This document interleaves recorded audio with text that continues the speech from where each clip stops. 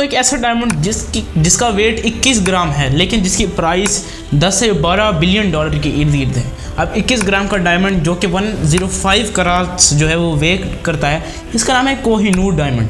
इसके बारे में हमने पिछली वीडियो में बात तो ज़रूर की थी, लेकिन वो इतनी तफसील से नहीं हो पाई थी और उसमें इन्फॉर्मेशन की कुछ कमी लगती थी। इस वीडियो में आपको बहुत मज़ा आएगा और आपको इंतहाई ज़्यादा इन्फॉर्मेशन मिलने वाली है, तो हमारे साथ जुड़े रहिए। कोहिनूर डायमंड आखिर आया कहाँ से, सबसे बड़ा सवाल यही है और ये पहला सवाल ये है जिसका आंसर हमारे पास नहीं है। कोहिनूर डायमंड बहुत सारी थीरीज़ के मुताबिक मिडल ईस्ट से आया था, लेकिन कुछ थीरी सजेस्ट करती हैं कि ये ग्रीस या फ्रांस इस जैसे इलाकों से आया था, लेकिन अभी तक हमें कहीं भी नहीं पता चलता कि आखिरकार जो कोहिनूर डायमंड है वो एक्चुअली कहाँ से आया था, यानी कि जिसको एक्चुअल ओरिजिन था वो कौन सा था।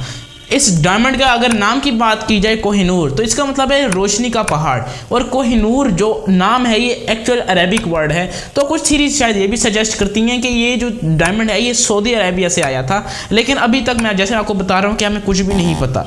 कुछ लोगों का ख्याल है कि डायमंड का पहला जिक्र कदीम संस्कृत या मेसोपोटामियन तहरीरों में 3200 साल करीब जो है मसीही से भी पहले हो चुका है, यानी 3200 BC से भी पहले की ये बात है। लेकिन इस पर जो है रिसर्च की कमी है और हमें एग्जैक्ट इसकी लोकेशन और एग्जैक्ट टाइम का पता नहीं चल पाता। कुछ लोग समझते हैं कि सुल्तान अलाउद्दीन खिलजी ने इस डायमंड को 1304 यानी 1304 में मलवा के राजा से छीना था, जो कि उसको बहुत से नस्लों से रखता आ रहा था। कुछ लोग कहते हैं कि इस डायमंड को बाबर हिंदुस्तान की मुग़ल सल्तनत के बानी ने 1526 में पानीपत की लड़ाई के बाद ग्वालियर के राजा से जो है उसको वहाँ से मिला था। लेकिन आप देख सकते हैं कितना ज़्यादा डिफरेंस है और कोई भी इंफॉर्मेशन दूसरे का ज़रा भी साथ नहीं दे रही।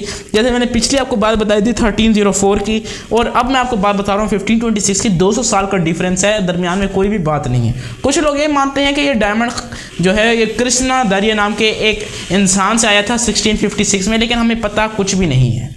कोहिनूर डायमंड एक बड़ी अजीब चीज़ है। अब इसकी कीमत 10 से 12 बिलियन डॉलर है क्यों, और इसका वेट 105 करात, इसके बारे में भी एक बहुत इंपॉर्टेंट चीज़ है।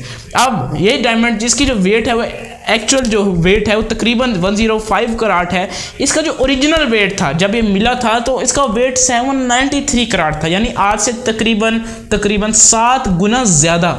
अब इसका वेट इतना कम क्यों हुआ? ये वेट इसलिए कम हुआ क्योंकि ओवर सेंचुरीज लोगों ने इसको खोदना शुरू किया, इसको काटते रहे और आखिरकार आके अभी 105 करात तक आके गिर गया है।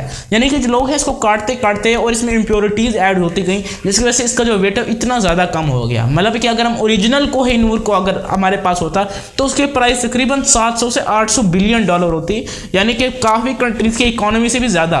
कोहिनूर का जो ओरिजिनल माइंड रीजन था वो था आंध्र प्रदेश का, जो कि इंडिया में वाक़ है। ये बहुत पहले माइन हुआ था, लेकिन ये आया कहाँ से ये अभी तक फिर भी हमें नहीं पता कि इसको एक्चुअल किसने ढूंढा और किसने इसको लिया। अब एक मज़े की एक और बड़ा किस्सा है जो मैं आपको बताता हूँ।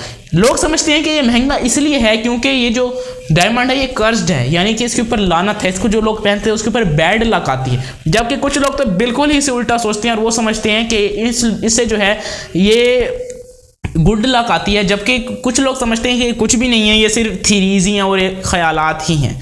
अब एक मज़े की बात मैं आपको बताता हूँ। हिंदू टेक्स्ट जो कि 1306 से डेट है वो मिला है हमें, उसमें बताया गया है कि जो ये जो कोहिनूर डायमंड है इसको सिर्फ एक औरत यानी वेमेन पहन सकती है, क्योंकि जो मिसफॉर्चून्स हैं यानी कि बुरी लक अगर वो तब आएगी जब कोई मेल ऑनर इसको पहनेगा, यानी कि अगर कोई इसको मर्द पहनेगा, कोई मेल पहनेगा तो उसके ऊपर बैड लक आएगी, जबकि कोई वीमेन पहनेगी तो उसके ऊपर बैड लक नहीं आएगी।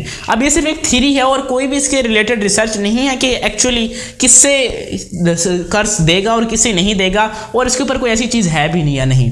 तो दोस्तों उम्मीद है आपको वीडियो अच्छी लगी होगी। अगली वीडियो मिलेंगे, वीडियो को लाइक करके जरूर जाइएगा। अगली वीडियो मिलेंगे, तब तक के लिए बाय।